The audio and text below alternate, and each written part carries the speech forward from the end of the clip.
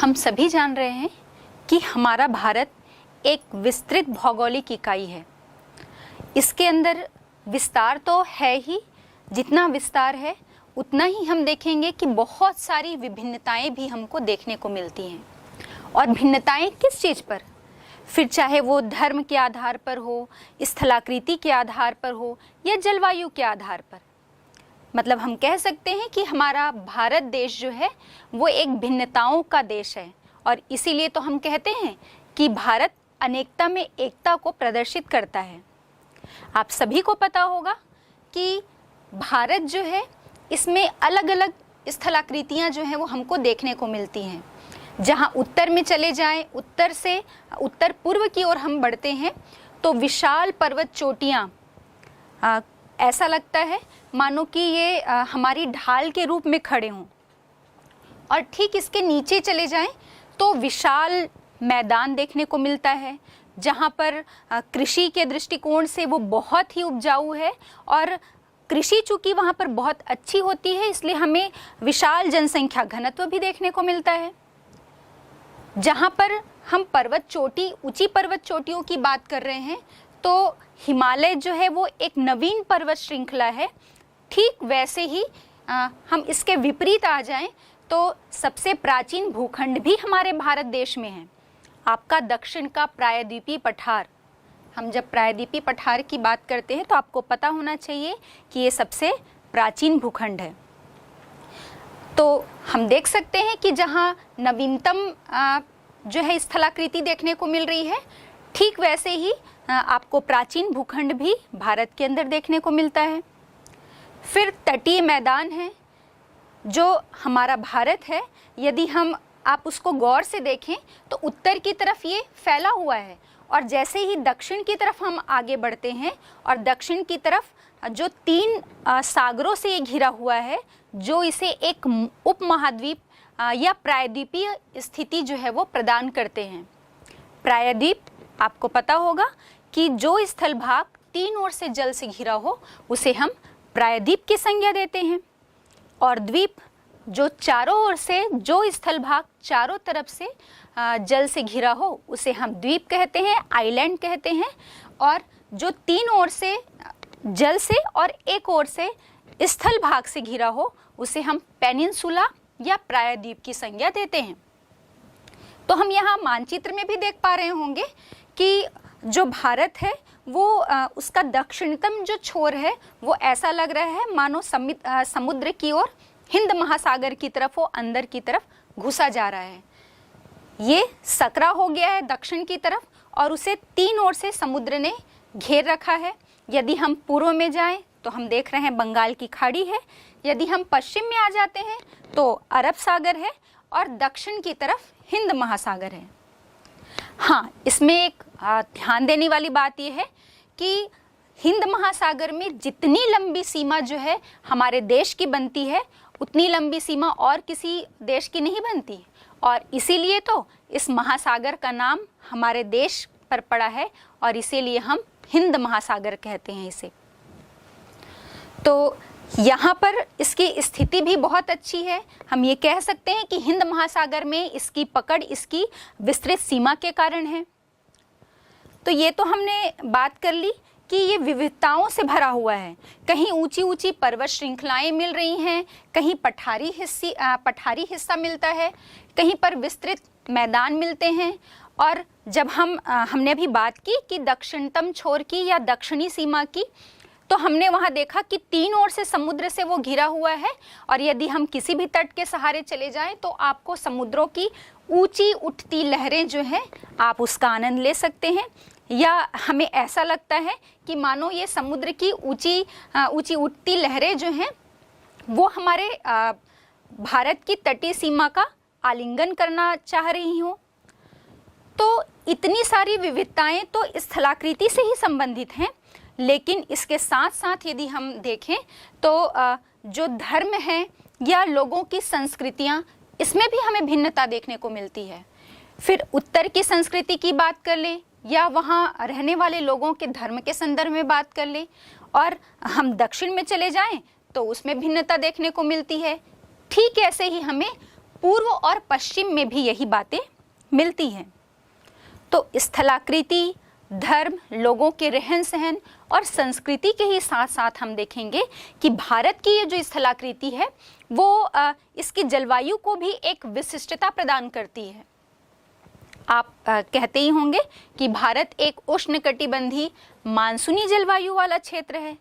तो आपको पता होना चाहिए कि यदि हम जो इसकी दक्षिणतम सीमा है जो तीनों ओर से समुद्र से घिरी हुई है या हम प्रायद्वीपीय आकृति कह रहे हैं, तो ये आपके भारत को जो है मानसूनी जलवायु की विशिष्टता प्रदान करता है।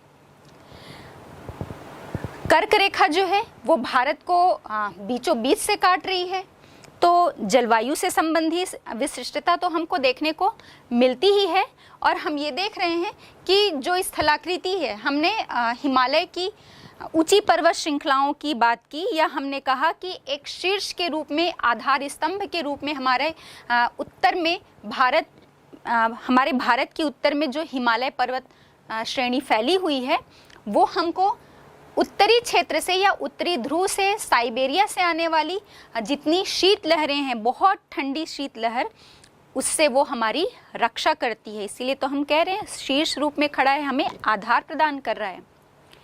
और इसके साथ ही इसका एक और विशेष महत्व है, वो ये है कि जो दक्षिण पश्चिम मानसून के माध्यम से हमारे भारत में वर्षा होती है, अगर ये पर्वत श्रृंखलाएं नहीं होती तो यहाँ से समुद्रों से, हिंद महासागर से जो वाष्प भरी हवाएं ऊपर की तरफ उठती हैं और ये हिमालयीन अवरोध के कारण यहाँ पर बारिश करती हैं, अगर ये हिमालय पर्वत श्रेणी नहीं होती तो ये पूरी हवाएं जो है, ये आर्द्र और वाष्प भरी जो हवाएं हैं, वो साइबेरिया के उत्तरी क्षेत्र में तिब्बत के पठार की तरफ निकल जाती, क्योंकि अवरोध होता ही नहीं और इसके कारण फिर बारिश नहीं होती।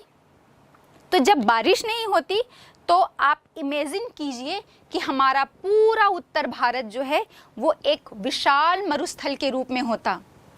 ना तो आपको यहाँ पर जो हिमालय से निकलने वाली नदियाँ हैं उनके द्वारा इस मैदान का निर्माण किया गया है, उत्तर के विशाल मैदान का, तो वो भी हमें वहाँ पर देखने को नहीं मिलता।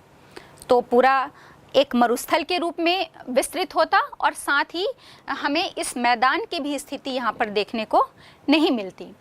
तो हम ये देख रहे हैं कि जो स्थलाकृतियाँ हैं हमारे भारत की, या स्थलाकृति से संबंधित जो भिन्नता है वो हमें विशिष्टता तो स्थलाकृति के संदर्भ में प्रदान करती ही है, और साथ ही साथ इसके कारण हमारे देश की जलवायु पर भी विशेष प्रभाव पड़ता है और वो हमारे जलवायु को विशेष महत्व प्रदान करती है।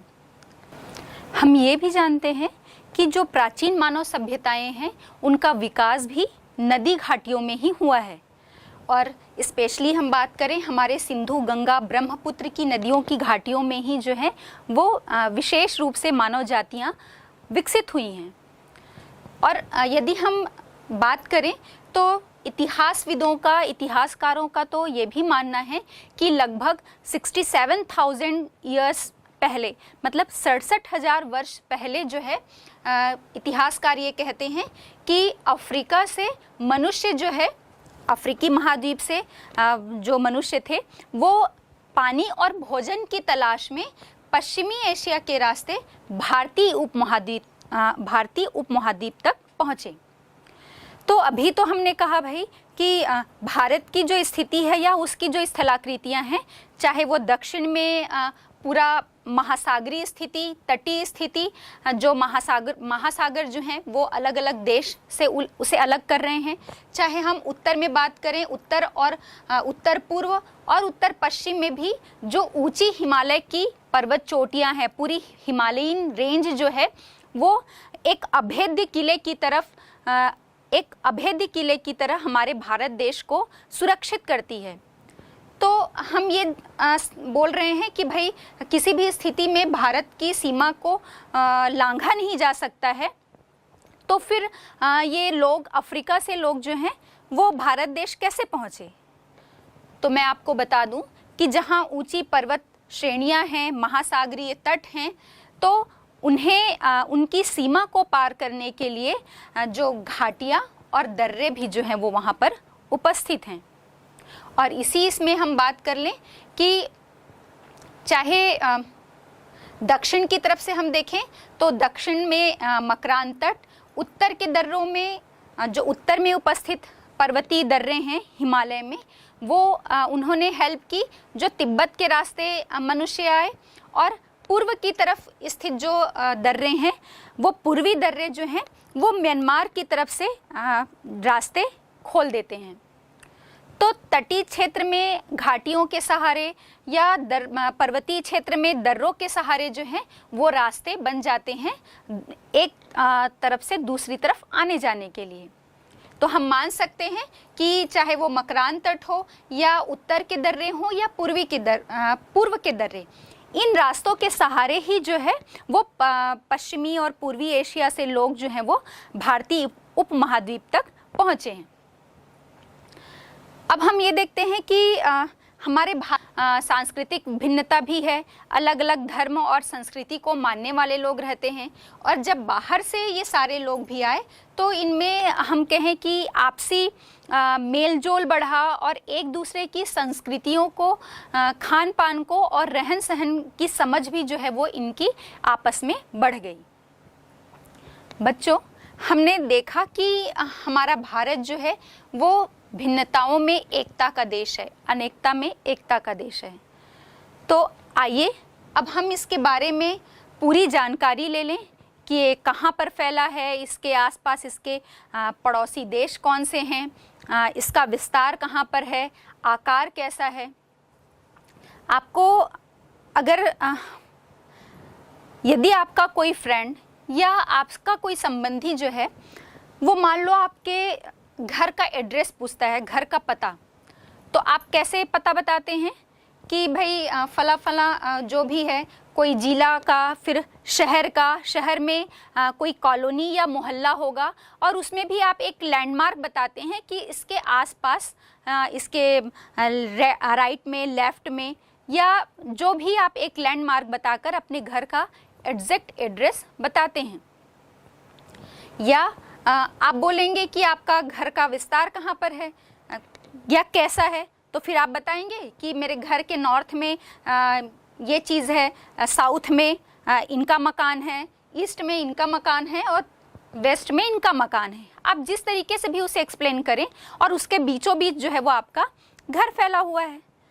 तो ठीक ऐसे ही यदि ये तो हो गई आपके घर की बात, जिसे आप किसी जिले, शहर और उस शहर में भी कॉलोनी के संदर्भ में बता रहे हैं। लेकिन जिस देश में आप रहते हैं, आपका जिला किसी स्टेट में होगा, किसी राज्य के अंतर्गत आता है, और वो राज्य जो है वो किसी देश में आता है, और देश एक महाद्वीप के अंतर्गत आता है, और वो महाद्वीप आपके पृथ्वी ग्रह पर उपस्थित हैं। उस पृथ्वी ग्रह पर, इस पृथ्वी पर अलग अलग महाद्वीप हैं।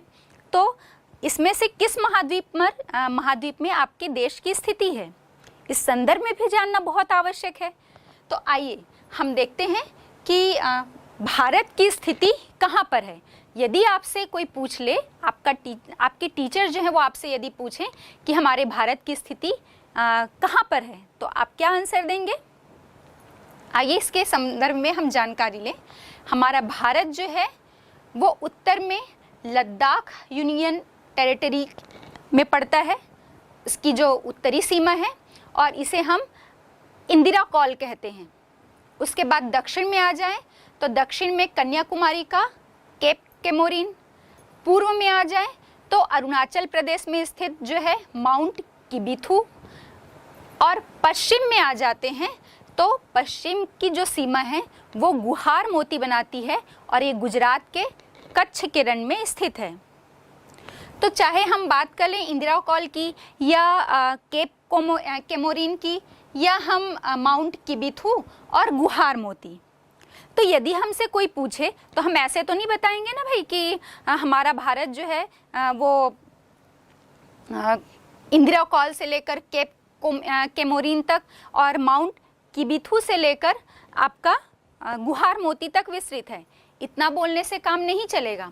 इसके लिए हमको एग्जैक्ट जो है इसकी अक्षांशीय और देशांतरी स्थिति के बारे में चर्चा करनी होगी।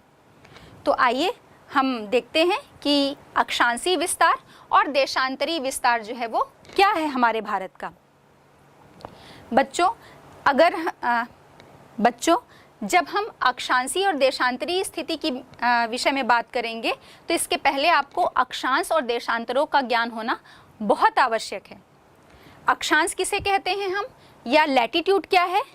आपके सामने ये नज़र आ रहा होगा, ये आपकी पृथ्वी है और इस पृथ्वी को बीचों बीच से जैसे ठीक वैसे ही एक सेब को जैसा हम बीच से काट देते हैं, ठीक वैसे ही एक रेखा जो है वो इस पृथ्वी के बीच से गुजर रही है मध्य भाग से, जिसको हम क्या बोलते हैं, इक्वेटर या भूमध्य रेखा। भूमध्य रेखा उस पूरे भूभाग को जो मध्य से गुजर रही है, पूरे भूभाग के जो मध्य से गुजर रही है उसे हम भूमध्य रेखा कहते हैं।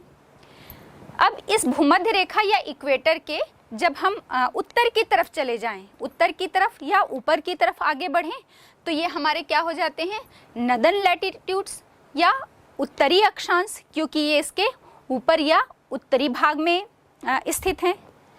यदि हम नीचे या दक्षिण की तरफ आते हैं तो जितनी भी ऐसी ही रेखाएं खींची गई हैं उन्हें हम दक्षिणी अक्षांश या सदर्न लैटिट्यूड्स कहते हैं।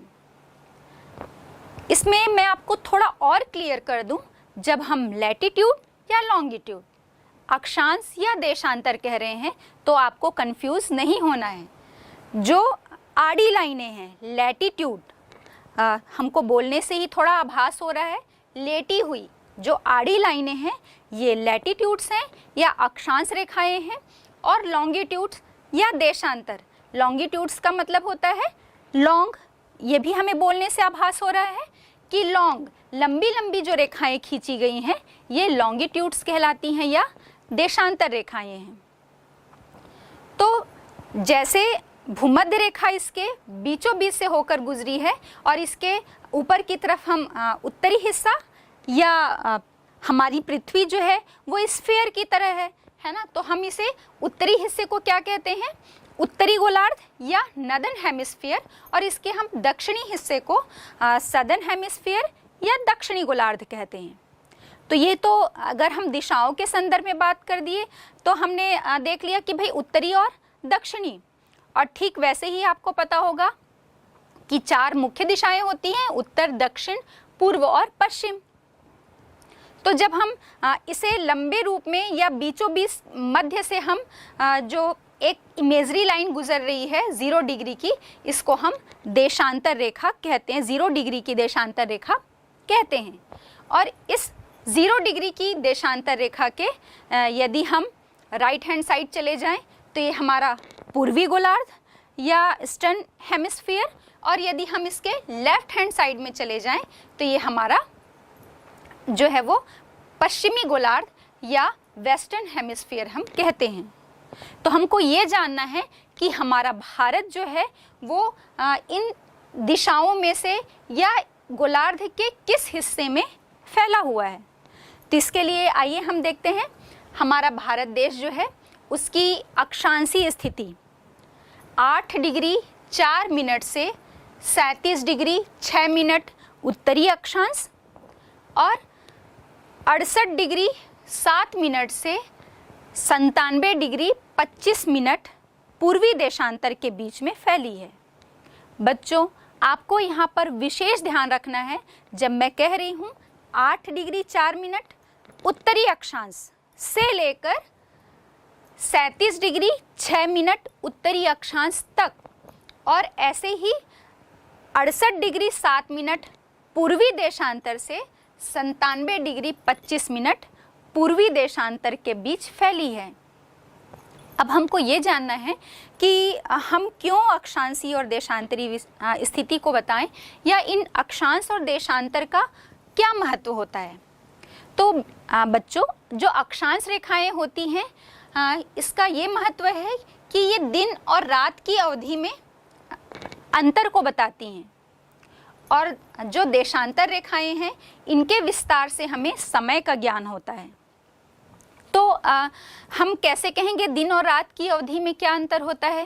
तो इसको आप ऐसे समझ सकते हैं कि हमें मालूम है कि जो सूर्य की किरणें हैं ये भूमध्य रेखा पर सीधी पड़ती हैं और इसका जो सफ़र है वो उत्तर में 23.5 डिग्री अक्षांश और दक्षिण में भी 23.5 डिग्री अक्षांश तक ही होता है। तो यहाँ तक सूर्य की किरणें जो हैं वो लंबवत पड़ती हैं और जैसे ही हम इसके ऊपर चले जाते हैं तो हम देखेंगे कि इसकी किरणें जो हैं वो तिरछी होती जाती हैं। तो आप ये देखते होंगे कि जैसे ही ठंड का मौसम होता है तो हम कहते हैं ना कि अब रातें जो हैं वो लंबी हो गई हैं, और जैसे गर्मी का सीज़न आता है तो हम कहते हैं कि दिन की अवधि जो है वो लंबी हो गई है, दिन बड़े हो गए हैं, रातें छोटी हो गई हैं, और शीतकाल में रातें बड़ी हो गई हैं और दिन जो है वो छोटे हो गए हैं। तो ये किस आधार पे कहते हैं हम? ये जो सूर्य का प्रकाश मिलने की जो अवधि होती है, सूर्य का प्रकाश हम जहाँ पर रह रहे हैं, जिस क्षेत्र में रह रहे हैं, वहाँ पर उस प्रकाश के पड़ने की अवधि के आधार पर हम दिन और रात की अवधि का निर्धारण करते हैं। तो ठीक ऐसे ही आप देख पा रहे होंगे कि जब सूर्य की स्थिति उत्तरायण की होती है, मतलब जब सूर्य उत्तरी गोलार्ध में सीधा चमक रहा होता है, या हम कहें कि 23.5 अंश उत्तरी अक्षांश, जिसको हम ट्रॉपिक ऑफ कैंसर या कर्क रेखा भी कहते हैं, यहाँ तक पहुँचता है, तो यहाँ पर सूर्य की किरणें सीधी होती हैं और बहुत देर तक सूर्य का प्रकाश इन क्षेत्र को मिल पाता है। और जैसे ही सूर्य की स्थिति दक्षिणायन की होती है, सूर्य जो है वो लंबवत होता है 23.5 डिग्री दक्षिणी अक्षांश पर, जिसे हम ट्रॉपिक ऑफ कैप्रिकॉर्न या मकर रेखा भी कहते हैं। तो हम ये देखेंगे कि तब इस स्थिति में दक्षिण में जो है वो सूर्य की किरणें लंबवत होंगी और वहाँ पर सूर्य का प्रकाश अधिक मिलेगा, लेकिन उत्तरी गोलार्ध में हम देखेंगे कि सूर्य की किरणें तिरछी हो गई और वहाँ पर कम प्रकाश मिल रहा है। तो ठीक इसी संदर्भ में हम देखेंगे, आपको डेट्स भी याद होंगे, तिथियां जो हैं 21 जून और 22 दिसंबर। आपने पिछली कक्षा में पढ़ा भी होगा और कुछ आपको रिकॉल भी हो रहा होगा। 21 जून, 22 दिसंबर और 21 मार्च और 23 सितंबर। तो 21 जून क्या होता है? 21 जून हमारे उत्तरी गोलार्ध में जो है बड़ा दिन, सबसे बड़ा दिन होता है, और तब रात की अवधि जो है वो क्या होती है? छोटी होती है, कम होती है, क्योंकि तब हमारे उत्तरी गोलार्ध में जो है सूर्य का प्रकाश लंबवत होता है। और 22 दिसंबर की स्थिति हम देखें तो 22 दिसंबर में जो दक्षिणी गोलार्ध में सूर्य लंबवत होता है, क्योंकि सूर्य की स्थिति दक्षिणायन की है, और उस स्थिति में दक्षिणी गोलार्ध में जो है वो सूर्य जो है लंबवत होने के कारण प्रकाश अधिक मिलता है और वहाँ पर दिन की अवधि अधिक होगी और रात की अवधि छोटी होगी। लेकिन ठीक इसके विपरीत हम देखेंगे कि उत्तरी गोलार्ध में जो है वो दिन की अवधि छोटी होगी और रातें जो हैं वो लंबी हो जाएंगी। तो ये तो हो गई 21 जून और 22 दिसंबर की बात। लेकिन मैंने कहा 21 मार्च और 23 सितंबर, तो ये दो तिथियां वो हैं जबकि सूर्य भूमध्य रेखा पर लंबवत होता है और वहाँ पर सूर्य की किरणें एकदम लंबवत होने के कारण दिन और रात की अवधि बराबर होती है पूरे गोलार्ध में, क्योंकि वो तो बीचों बीच चमक रही है ना।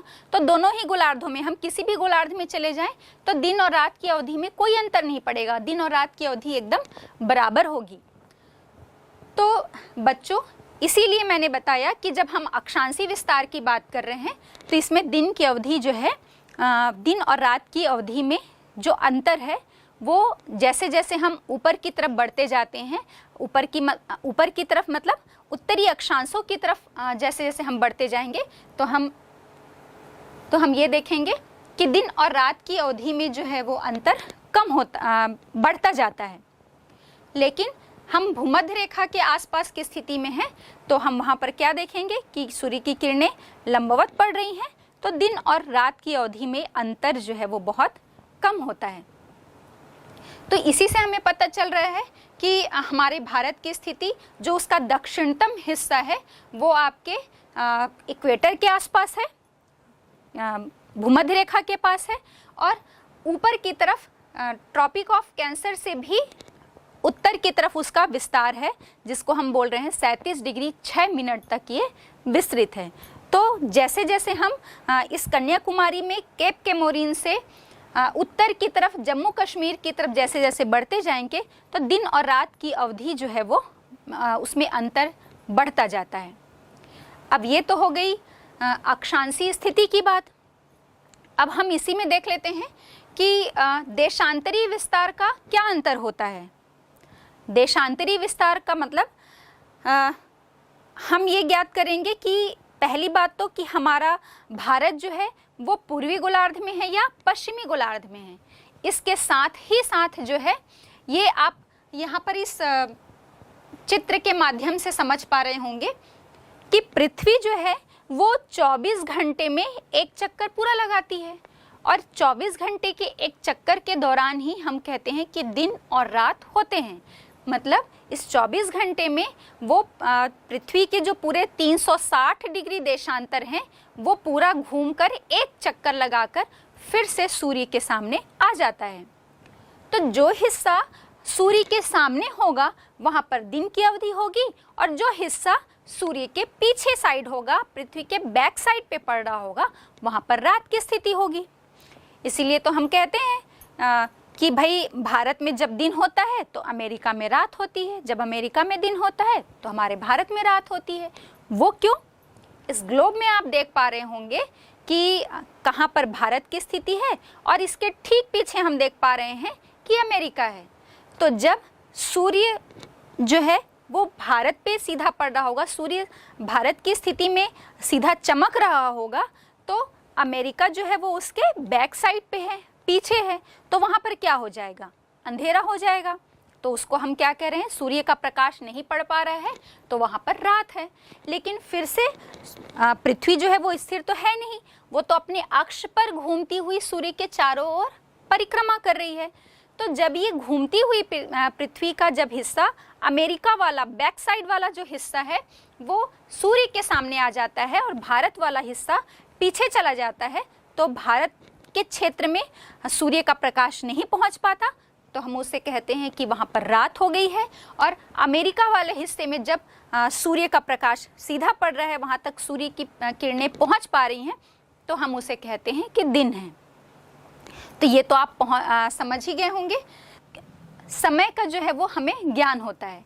अब ये कैसे होता है, इसी को आप इसमें समझ लीजिए कि टाइम डिफरेंस, समय का अंतर आ रहा है बोल रहे हैं ना। तो 360 जो है वो देशांतर रेखाएं हैं हमारी पृथ्वी पर, और 360 डिग्री देशांतर रेखाओं को जो है वहाँ पर सूर्य के सामने आने में कितने घंटे का समय लगता है? 24 घंटे का। ठीक है, तो 24 घंटे को यदि हम 360 से भाग दे देते हैं तो उसमें आ रहा है आपका 15। मतलब कि हम ये कहते हैं कि एक घंटे में जो है 15 डिग्री एक घंटे में 15 डिग्री देशांतर को 15 डिग्री देशांतर जो है वो पार हो जाते हैं, या वो दूरी जो है वो तय कर ली जाती है। अब जब एक घंटे में, या हम कहें कि 15 डिग्री देशांतर को पार करने में लगने वाला समय 1 घंटे का है, तो 1 डिग्री देशांतर को कितने देर में तय किया जाएगा? हम कहते हैं ना भाई कि यहाँ से 10 किलोमीटर की दूरी को जो है मान लो कि 2 घंटे में तय किया जा रहा है, तो 1 किलोमीटर की दूरी को कितने देर में तय करेंगे? तो 10/2। ठीक वैसे ही जबकि 360 डिग्री देशांतर को पार करने में लगने वाला समय 24 घंटे का है, या हम कहें कि 15 डिग्री देशांतर को पार करने में लगने वाला समय 1 घंटा है, तो 1 डिग्री देशांतर को पार करने में कितना समय लगेगा? तो भाई 1 घंटे में 60 मिनट होते हैं, तो 60/15, तो कितना आ गया? 4 मिनट। इसका मतलब हुआ कि 1 डिग्री देशांतर को हमको पार करने में 4 मिनट का समय लगता है। तो ठीक इसीलिए जब हम विस्तार देख रहे हैं कि गुजरात से अरुणाचल प्रदेश तक, तो गुजरात की स्थिति जो है वो 68 डिग्री 7 मिनट में है, और अरुणाचल प्रदेश की जो स्थिति है वो 97 डिग्री 25 मिनट पे है, 25 मिनट पूर्वी देशांतर पे। तो हम क्या कह रहे हैं, तो आप देखेंगे कि ये पूरा जो अप्रॉक्स 68 डिग्री 7 मिनट से 97 डिग्री 25 मिनट पूर्वी देशांतर के बीच यदि हम लॉन्गिट्यूड कुल कितनी देशांतर रेखाएं हो रही हैं, तो हम देख रहे हैं कि अप्रॉक्स 30 डिग्री देशांतर जो है वो हो रही है। 68 के बाद आप 78 के बाद 88 और 88 से 98, तो 97 डिग्री 25 मिनट है। तो अप्रॉक्स हम कह सकते हैं कि 30 डिग्री देशांतर का विस्तार है भारत में। तो यही हम देखते हैं कि इस प्रकार से यदि जो हमने ये कैलकुलेशन किया कि हम टाइम डिफरेंस कैसे निकालते हैं, तो हम देखते हैं कि अरुणाचल से गुजरात तक या गुजरात से अरुणाचल के बीच में जो है वो लगभग 2 घंटे का अंतर आ जाता है। तो बच्चों, ये लॉन्गिट्यूडनल जो रेंज है या देशांतरी विस्तार है भारत का, तो हम देख रहे हैं कि 2 घंटे का अंतर हो जा रहा है। मतलब 2 घंटे पहले अरुणाचल में पहले सूर्योदय होता है और उसके 2 घंटे बाद गुजरात में सूर्योदय होगा, गुजरात के गुहार मोती में, और अरुणाचल के माउंट किबिथु में सबसे पहले सूर्योदय होता है। तो यदि हमें कोई काम करना है, ऑफिशियल कोई वर्क करना है, अब हम कह रहे हैं कि भाई उसके अनुसार चलेंगे, तो 2 घंटे पहले यदि हम जा रहे हैं तो वो 2 घंटे पहले ही वहाँ पर ऑफिस जो है वो बंद हो जाएगा। लेकिन गुजरात का समय तो 2 घंटे बाद का चल रहा है। यदि ऐसे ही हम ट्रेन का टाइम टेबल ले लें, यदि इसको मैं इस संदर्भ में बता रही हूँ कि जो विस्तार है हमारे भारत का 82 डिग्री 30 मिनट जो पूर्वी देशांतर रेखा है, वो भारत का मानक समय स्टैंडर्ड टाइम जो है वो निर्धारित किया गया है। अब सिर्फ भारत में ही नहीं, हम हर देश में देखेंगे कि हर देश का एक मानक समय स्टैंडर्ड टाइम होता है। अब इस स्टैंडर्ड टाइम की क्या ज़रूरत है, क्यों मानक समय निर्धारित किया जाता है? क्योंकि अभी हमने देखा ना, जैसे भारत में ही उसके पूर्वी और पश्चिमी हिस्से में 2 घंटे के समय का अंतर आ जाता है। तो हमें किसी भी प्रकार के ऑफिशियल वर्क करने के लिए या ट्रेन का जो शेड्यूल है वो तय करने के लिए हमें आवश्यकता है कि हमारे देश की जो जितनी भी मतलब सभी घड़ियां हैं वो एक ही समय को प्रदर्शित करें। अगर वो सब अलग अलग समय प्रदर्शित करेंगी या अलग अलग स्थान के सूर्योदय और सूर्यास्त के अनुसार समय का निर्धारण किया जाएगा, तो फिर तो गड़बड़ बात हो जाएगी। फिर कैसे ट्रेन का टाइम टेबल या ऑफिशियल वर्क जो है वो एक ही समय पे कैसे किए जाएंगे? तो फिर ज़रूरत इस बात की हुई कि या तो हम पूर्व का ही समय माने या फिर हम पश्चिम का समय माने, और या फिर हम बीच का कोई एक समय जो है वो निर्धारित करें। तो इसी इसमें हमारे भारत में 82 डिग्री 30 मिनट ईस्टर्न जो लॉन्गिट्यूड है, पूर्वी देशांतर जो है, जो आपके उत्तर प्रदेश के मिर्ज़ापुर जगह से होकर गुजरती है, इसे भारत का मानक समय निर्धारित किया गया है। और इसी समय को ही जितने भी जो राज्य हैं, जो भी स्थान हैं, पूरे भारत में इसी समय को जो है वो फॉलो किया जाता है।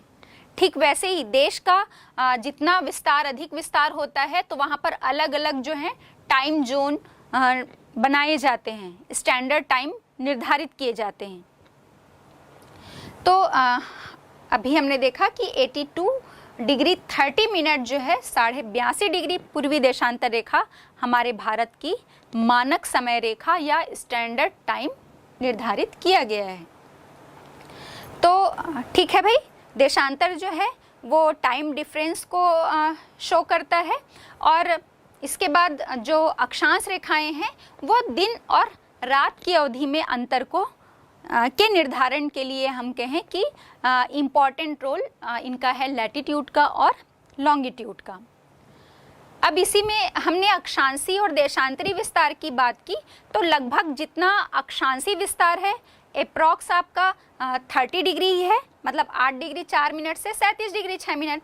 तो 8 डिग्री के बाद फिर आपका आ जाएगा 18 डिग्री के बाद 28 और 38 38। तो लगभग हम कह रहे हैं कि 30 डिग्री का जो है वो अक्षांशीय विस्तार हो गया, और ठीक उसी प्रकार 30 डिग्री का ही 68 डिग्री 7 मिनट से 97 डिग्री 25 मिनट, ठीक 30 लगभग 30 डिग्री का ही जो हम कह रहे हैं पूर्वी देशांतर हो गया। लेकिन इसी हम देशांतर की बात कर रहे हैं कि इतने डिग्री में कितना रेंज है इसका, लेकिन यदि हम देखें इसको किलोमीटर में यदि हम तय करें, किलोमीटर में मतलब यदि हम केप केमोरिन, दक्षिण में केप केमोरिन से उत्तर में इंदिरा कॉल तक यदि हम दूरी तय करें, किलोमीटर में उसको मेजरमेंट करें, तो उत्तर से दक्षिण जो इसका विस्तार है वो 3214 किलोमीटर, और पूर्व से पश्चिम, पश्चिम में गुहार मोती से पूर्व में माउंट किबिथु तक जो इसका विस्तार है वो 2933 किलोमीटर है। तो बच्चों, अभी हमने जो है वो बात कर ली लोकेशन की, जैसे आपके घर का लोकेशन कहाँ है और आप एड्रेस बताते हैं, वैसे ही आप अपने देश का लोकेशन कहाँ देखें कि हम जो इसके अक्षांशीय और देशांतरी विस्तार की हमने बात की, तो ये उत्तर से उत्तर और पूर्व से पूर्व की तरफ है। मतलब हमारा जो भारत है वो उत्तरी और पूर्वी गोलार्ध में स्थित है। इसका कोई भी हिस्सा जो है वो दक्षिणी गोलार्ध में या पश्चिमी गोलार्ध में नहीं आता। तो ये हो गई बात आपके क्या बोलते हैं लोकेशन की, कहाँ पर है। अब इसमें हम देखते हैं कि भाई अक्षांशीय और देशांतरी विस्तार तो हमने समझ लिया, और उसके माध्यम से हमने इसका लोकेशन बता दिया, और हमने ये भी देख लिया कि इसका दक्षिणतम जो हिस्सा है वो एकदम दक्षिण में हिंद महासागर, पूर्व में बंगाल की खाड़ी, और पश्चिम में हमने देखा कि अरब सागर से इसकी सीमाएं लगती हैं। लेकिन इसी लोकेशन में देखें कि भाई हमारे और कौन कौन से पड़ोसी देश हैं जिनसे हमारे देश की सीमा लगती है। ठीक उसी प्रकार जैसे आपके घर की सीमा, या हम कहें कि घर के अगल बगल में लेफ्ट एंड राइट में आमने सामने जो है वो और कौन कौन से लोगों, किन किन लोगों का घर होता है, किसको आप एड्रेस करेंगे। ठीक उसी प्रकार हम देखते हैं कि हमारे भारत के 7 पड़ोसी देश हैं जो इसकी भूमि सीमा से लगते हैं या लैंड बाउंड्री को के साथ अपनी सीमा बनाते हैं। तो इसमें हम देखेंगे पश्चिम की तरफ पाकिस्तान है, फिर उत्तर में आ गए अफगानिस्तान, फिर नेपाल, चीन, एकदम पूर्वी हिस्से में आ जाएं तो म्यांमार है, फिर बांग्लादेश है, भूटान है, और जब हम जलीय सीमा की बात करते हैं या 2 ऐसे पड़ोसी देश जो तटीय सीमा हमारे साथ जिनकी लगती है या जलीय सीमा हम कहें, तो ये आपका जल सीमा में आपके श्रीलंका और मालदीव। अब बांग्लादेश और पाकिस्तान जो हैं वो 2 ऐसे देश हैं जिनके साथ हमारी तटीय सीमा भी लगती है। तो बच्चों, ये हो गई बात हमारे लोकेशन की। तो मुख्य भूमि की हमने बात की है। इस मुख्य भूमि के साथ साथ हम देखते हैं कि हमारे जो 2 आइलैंड भी हैं। पूर्व की तरफ बंगाल की खाड़ी में अंडमान और निकोबार द्वीप समूह, और हम पश्चिम की तरफ आते हैं तो अरब सागर में लक्षद्वीप। ये 2 मुख्य भूमि के साथ साथ जो हैं हमारे आइलैंड भी हैं, ये हमारे ही द्वीप हैं। तो ये हो गई बात लोकेशन की। हमने पूरा स्टडी किया कि हमारा भारत कहाँ पर स्थित है, कौन कौन सी देश जो हैं वो इनके साथ सीमाएं बनाते हैं, लैटिट्यूडनल और लॉन्गिट्यूडनल, अक्षांशीय और देशांतरी स्थिति की हमने बात की। अब इस सब के बाद हम बात करते हैं साइज पर, कि भाई आकार कैसा है हमारे देश का, तो और विस्तार कहाँ से कहाँ तक है। तो पूरे भारत का यदि हम क्षेत्रफल देखें, जिसको हम कहेंगे कि भाई यहाँ से यहाँ तक और इतने पूरे क्षेत्रफल का जो क्षेत्र है वो हमारा भारत है, तो आपका भारत का कुल क्षेत्रफल जो है वो 32,87,263 किलोमीटर है। 32 पॉइंट लगभग 9 या 87 जो है वो मिलियन हेक्टेयर स्क्वायर किलोमीटर हमारा पूरा टोटल एरिया है। अब इसमें भी हम देखें तो जब हम उत्तर से दक्षिण की तरफ जाते हैं तो इसकी लंबाई 3214 किलोमीटर है, और जब हम पूर्व से पश्चिम की तरफ जाते हैं तो 2933 किलोमीटर ये इसका विस्तार है। यदि हम पूरे कुल भूमि सीमा की बात करें, यहाँ पर आपको मार्क किया गया है, आप देख रहे होंगे लैंड बाउंड्री। तो भूमि सीमा मतलब जहाँ पर वो किसी जली सीमा को नहीं छूता है, कोई महासागर या सागरी हिस्से से वो को टच नहीं कर रहा है, तो उसको हम बोल रहे हैं भूमि सीमा। तो इसकी कुल जो भूमि सीमा है वो 15,200 किलोमीटर है। और जब हम जलीय सीमा की बात कर रहे हैं, मतलब इसकी जो प्रायद्वीपीय स्थिति है वो वाले सीमा की हम बात करते हैं, तो वह है 6100 किलोमीटर, 6100 किलोमीटर।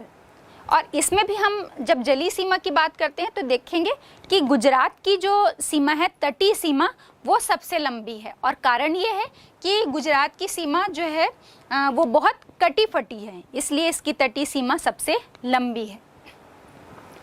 अब जो हम कुल जलीय सीमा की बात कर रहे हैं तो ये 6100 किलोमीटर हमने देखा।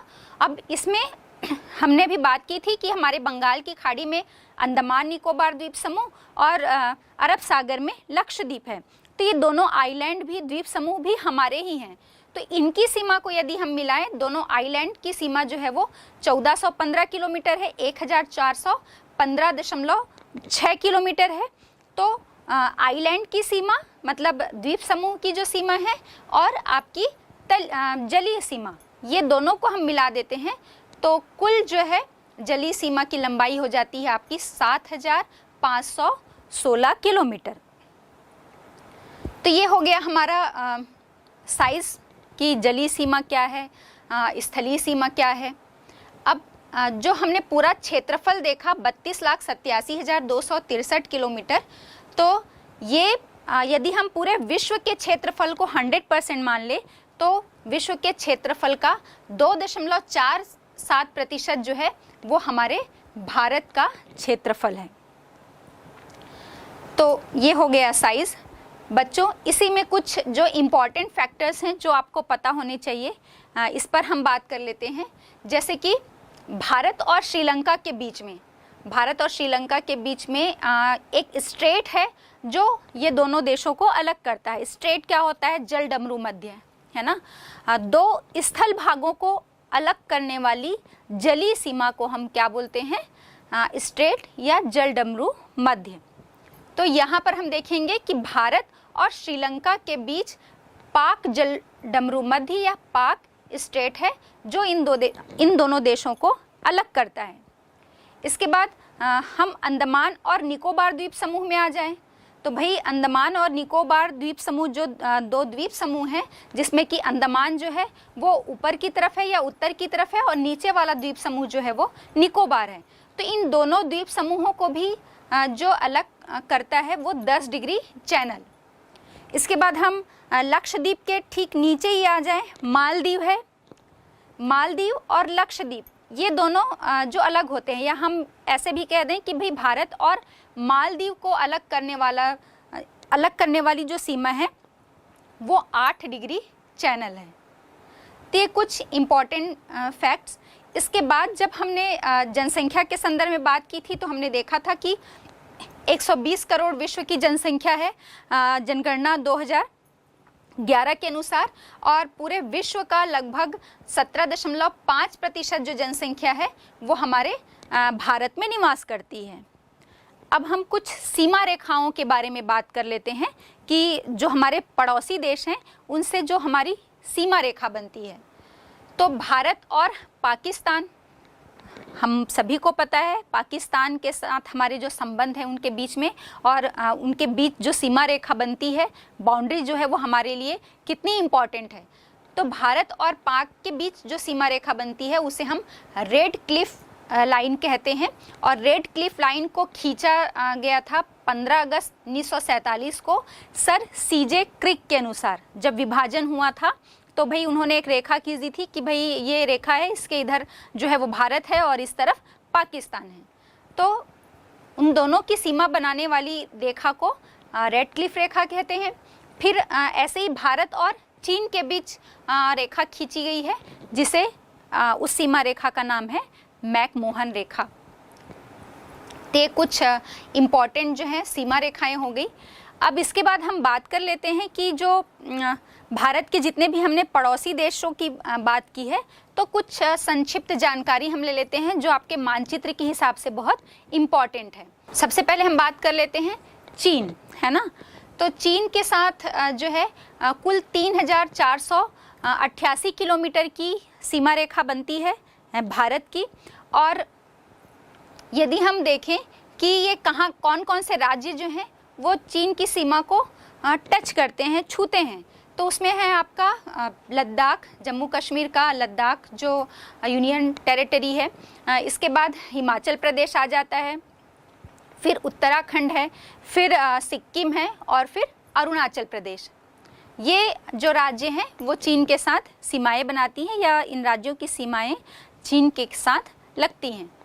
फिर देखते हैं हम पाकिस्तान के साथ जो हमारी सीमा बनती है वो कुल 3,323 किलोमीटर की सीमा रेखा बनती है। अब देखें कि कौन कौन से राज्य जो हैं वो पाकिस्तान की सीमा को छूते हैं। पहला है गुजरात, राजस्थान, पंजाब और जम्मू कश्मीर। फिर हम आ जाते हैं नेपाल के साथ 1751 किलोमीटर की कुल सीमा रेखा बनती है।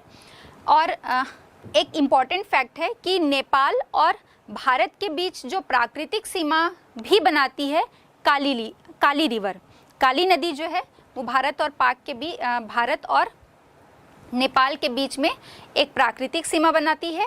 और कौन कौन से राज्य जो हैं वो इसके साथ लगते हैं, तो हम देखें उत्तर प्रदेश है, बिहार है, इसके बाद पश्चिम बंगाल, सिक्किम और उत्तराखंड। फिर आ जाते हैं हम अगला म्यांमार। 1,643 किलोमीटर की कुल लंबी सीमा रेखा बनती है म्यांमार के साथ। कौन कौन से राज्य इसकी सीमा को छूते हैं, तो पूरे पूर्वोत्तर राज्य आ जाते हैं। हम उत्तर से दक्षिण की तरफ देखें, अरुणाचल प्रदेश, नागालैंड और मणिपुर के बाद मिजोरम।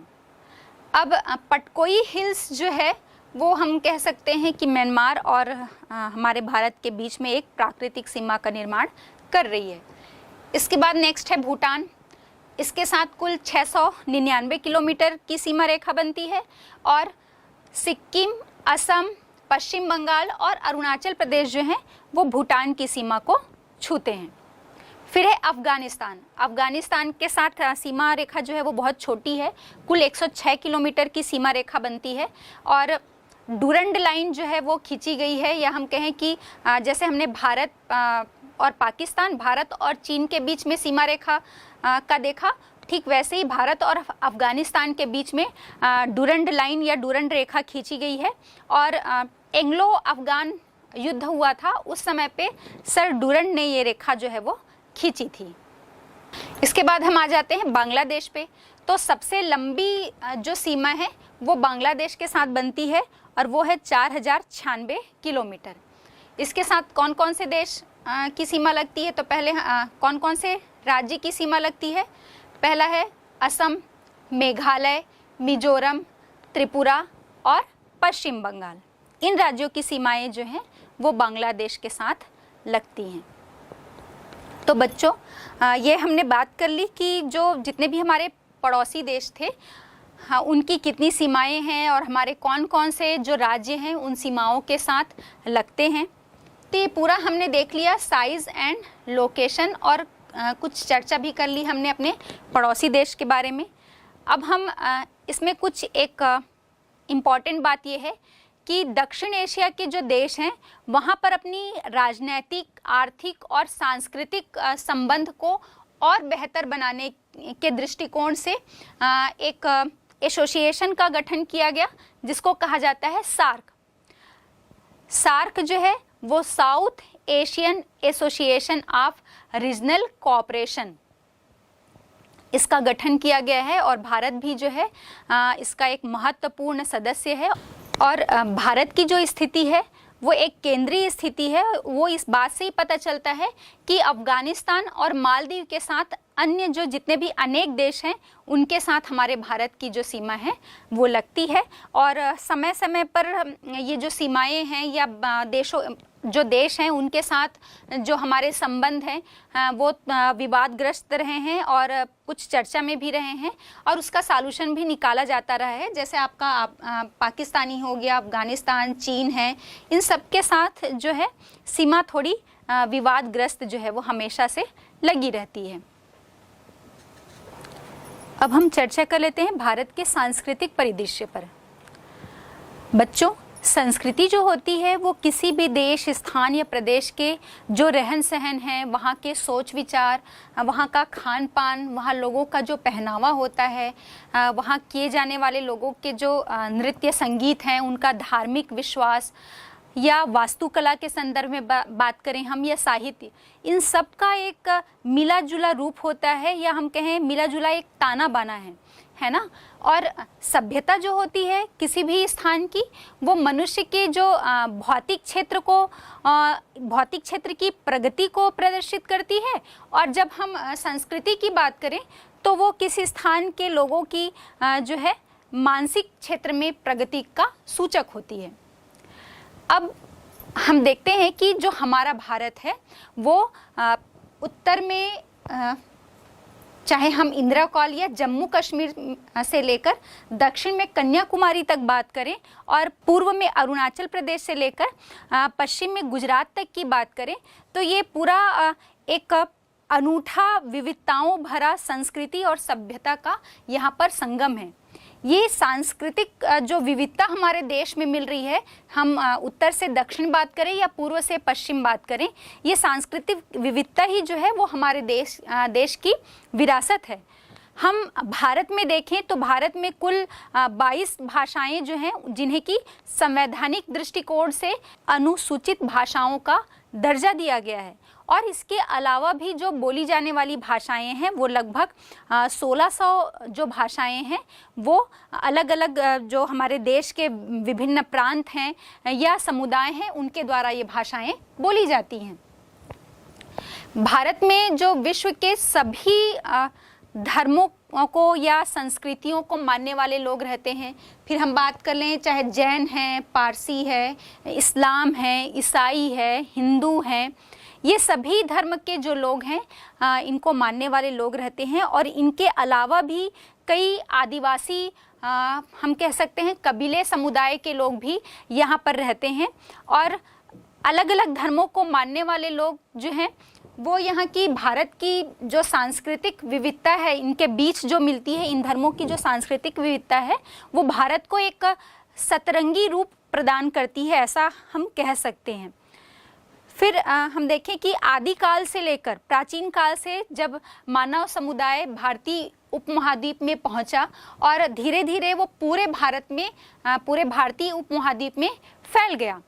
भारत का जो विस्तृत और ये जो विविध भौगोलिक इसकी जो परिस्थितियां हैं, इसके बाद यहाँ जो अलग अलग प्रकार से हम इतिहास में जाएं जो ऐतिहासिक घटनाक्रम हुए हैं, तो इसके कारण जो यहाँ का कृषक समूह या कृषक समुदाय था वो मैदानी भागों की तरफ या मैदानी क्षेत्रों की तरफ जैसे जैसे आगे बढ़ता गया या फैलता गया, तो उसके बाद हम कहें कि जो शिकार और पशुपालन या कृषि पर जो आश्रित ये कृषक समुदाय था, ये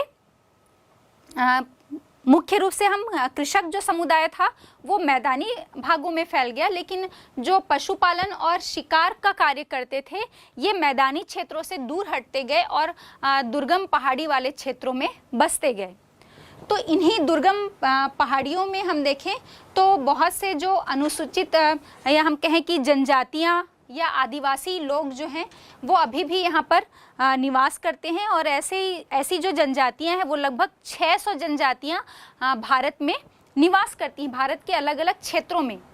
तो इसमें आपके मुख्य रूप से डाफला है, फिर हम बात कर लें भील, गोंड जनजाति, संथाल, नागा, मिजो, ये प्रमुख इस प्रकार की जनजातियाँ भारत के अलग अलग हम कहें कि दुर्गम पहाड़ियों में, वन आच्छादित क्षेत्रों में, इन सभी क्षेत्रों में ये अलग अलग रूप से फैले हुए हैं और इनकी अपनी एक अलग सांस्कृतिक पहचान है, इनकी एक अलग सभ्यता है, इनकी एक अलग परंपरा है जिसका ये पालन करते हैं और हम कहें कि प्रकृति को ये प्रमुख रूप से पूजते हैं। तो हमने देखा कि हमारे भारत के सांस्कृतिक परिदृश्य में बहुत सारी विविधताएं देखने को मिल रही है और हमने देखा कि ये विविधताएं ही हमारे भारत की संस्कृति को एक सतरंगी रूप भी प्रदान कर रही हैं। हर क्षेत्र में हमको अलग अलग लोग, अलग अलग धर्म और भाषा के लोग फैले हुए मिलते हैं। हाँ, ज़रूरत इस बात की है कि हम जितने भी धर्म और समुदाय हमारे भारत में मिल रहे हैं उन सब का हम सम्मान करें, उन सब की संस्कृतियों का सम्मान करें, धर्म का सम्मान करें, उनकी परंपराओं का सम्मान करें, जिससे हम हमारे इस भारत की सांस्कृतिक विरासत को हमेशा बरकरार रख पाएंगे और इसे और ज़्यादा जो है वो विकसित कर पाएंगे। तो बच्चों, आज के चैप्टर में आपने देखा कि भारत की पूरी जो अलग अलग स्थिति है, चाहे हम साइज़ की बात करें या हम लोकेशन की बात करें या फिर हम बात करें सांस्कृतिक परिदृश्य की, इस पूरे संदर्भ में आज हमने भारत को जाना और आपको परीक्षा के दृष्टिकोण से तैयार करना होगा, मानचित्र के हिसाब से तैयार करना होगा। मानचित्र पर आपको ज़्यादा फोकस करना होगा, चाहे वो कोई भी उत्तर पूछे, चाहे आपका पूर्व से पश्चिम विस्तार पूछे, उत्तर से दक्षिण इसका विस्तार पूछे, अक्षांशीय और देशांतरी विस्तार की बात की जाए, आपको फोकस करना होगा कि अलग अलग जो देशों के बीच इसकी सीमा रेखाएं बनती हैं, उन सीमा रेखाओं के क्या नाम हैं, भारत के कौन कौन से पड़ोसी देश हैं, कौन से देश हैं जो तटीय सीमा बनाते हैं, कौन से देश भूमि से संबंधित सीमा बनाते हैं, कौन से राज्य की तटीय सीमा सबसे लंबी है। मतलब इस टाइप से आपको पूरा इस चैप्टर को तैयार करना है और इस चैप्टर की हर एक छोटी जो बारीक बातें हैं, हम कहें कि सूक्ष्म जो सभी बातें हैं, उन सभी का मानचित्र के हिसाब से आपको तैयार करना है। मानचित्र को आपको ज़्यादा से ज़्यादा फोकस करना है और मानचित्र पर ही उन सारी चीज़ों को आपको देखते हुए सभी उत्तर तैयार करने हैं।